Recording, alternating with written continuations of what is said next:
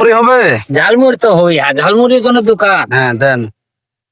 কত টাকা দেবো? দেন 10 টাকার দেন। দেন। হুম। ঝালমুড়ি আমার তুই একলা একলা ঝালমুড়ি খাও। দাঁড়াও তোমার হয়েছে ঝালমুড়ি গুলো খেয়ে গেছে। একলা একলা খাও না।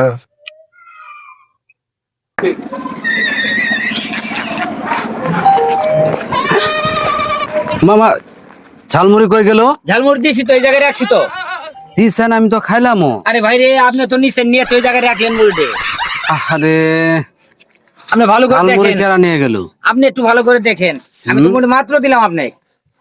আজকে আসলে আমার রিজিকই নাই। ধরেন টাকা নেন। দেন, আর কি করবেন?